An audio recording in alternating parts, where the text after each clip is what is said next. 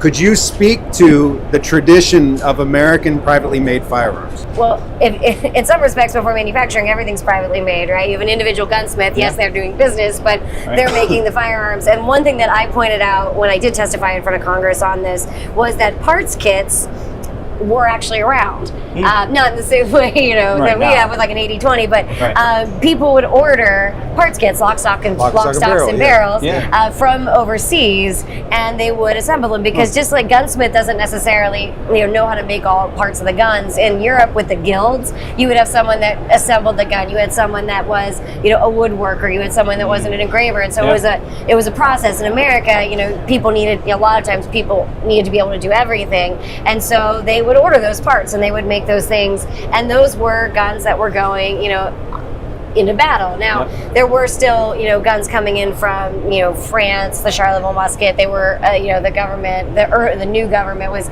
assembling parts of muskets and things that they had, but really everything was a privately made gun until you started talking about gun companies becoming a thing. And so it is really a long tradition.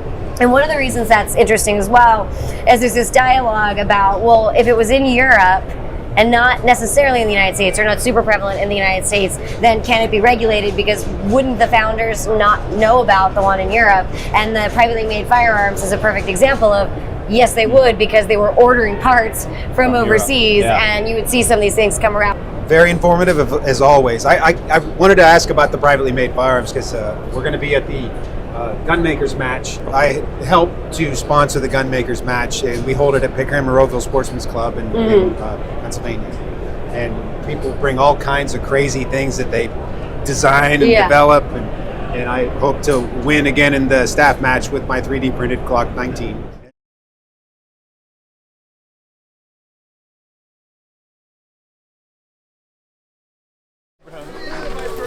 Wow.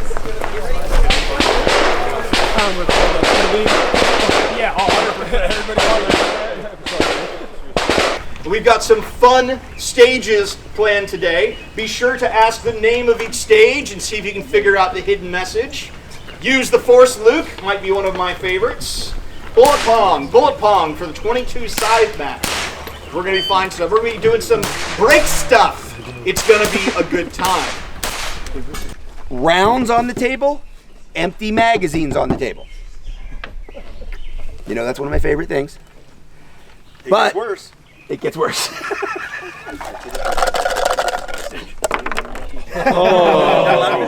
You will load exactly 10 rounds. If you have 7-round magazines, you will load 7 in one and 3 in the other. By hand. No loading devices, no loading squires. Based on what your dice show. Whatever the dice. So for those of you who couldn't see, I rolled a 10.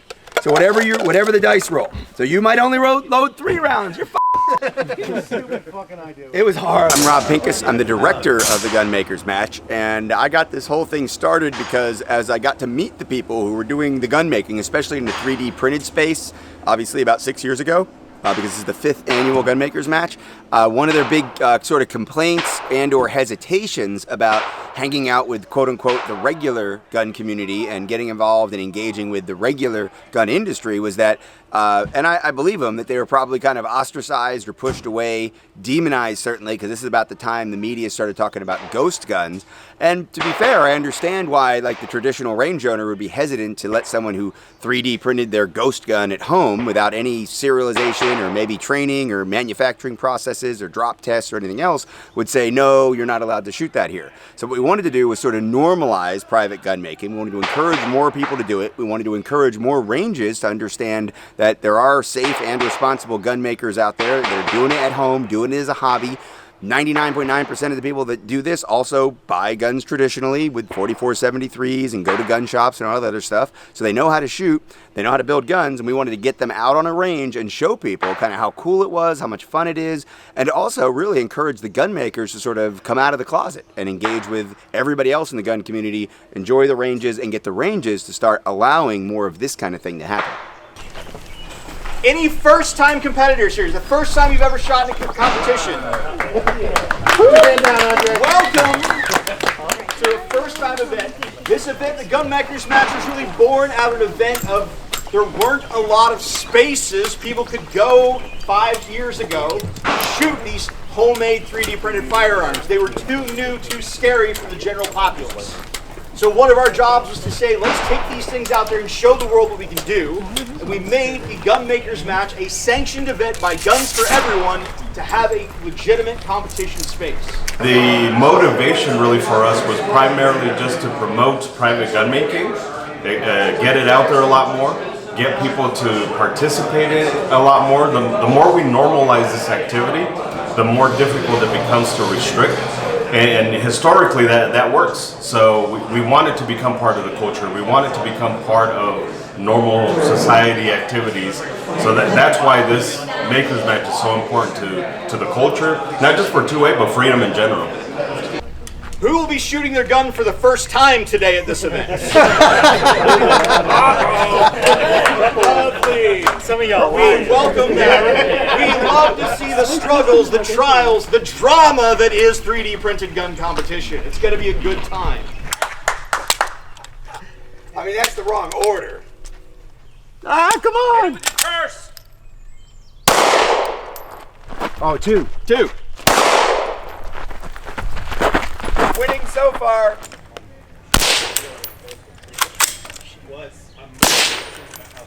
Damn. Work it out, work it out. You got it.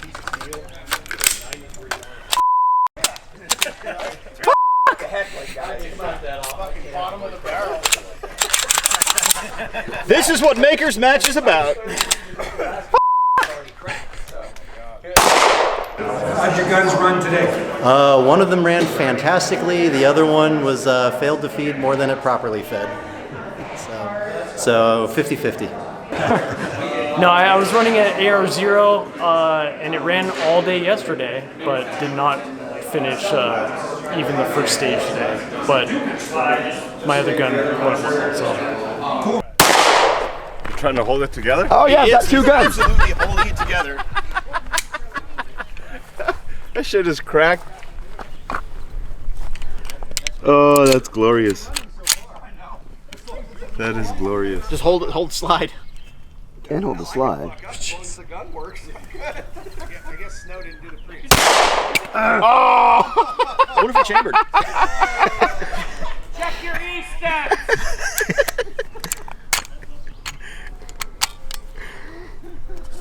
Stupid f***ing robots! Favorite thing about the match by far is the camaraderie, that interaction. Especially if you think about this, when I really got into 3D, well, when I got first into 3D printing guns and really got into private gun making, because I'd only kind of dabbled in it prior to this, was during the pandemic when people were on lockdown. So I would say the vast majority of the people at the first Gunmakers match knew each other online, but didn't really have any idea who they were. Most of the people at the first Gunmakers match, it was their first time taking their 3D printed guns to a real range. Some of them it was the first time ever shooting their guns, and almost all of them it was their first time ever being in a firearms competition. So seeing people interact, the camaraderie, the exchange of information, the exchange of ideas, the comparing of notes, I really do think that over the last 5-6 years, as we built this community that is a sub-community, the Gunmakers Match community, designs have gotten better, people have gotten more daring in their designs, people have gotten more accomplished in their gun making, and everybody here just kind of works together to make each other better. The Bobcat, I designed it. I'm 3D Arms. It is a delayed blowback 9mm, similar to an AR9. It does use AR9 barrels and bolts, but the bolt is modified to work with the delay.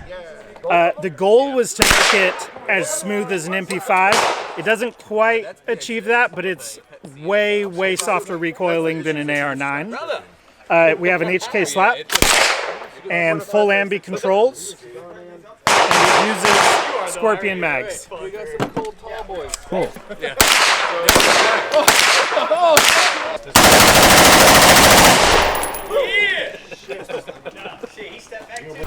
All right, could you tell me what that monstrosity is, please? Yes, sir. That is a Delta Team Delta Team Tactical Upper. Got the super safety in the lower and 5.56 with a 5.5-inch barrel, and of course the Gideon Optic Prism.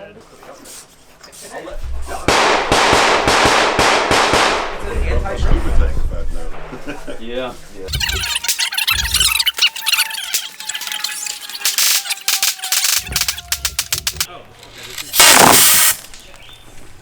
That was awesome.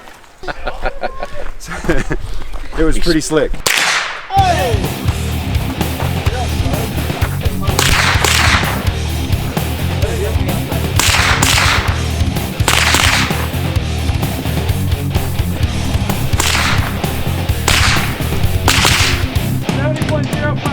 Rights not exercised are easily lost.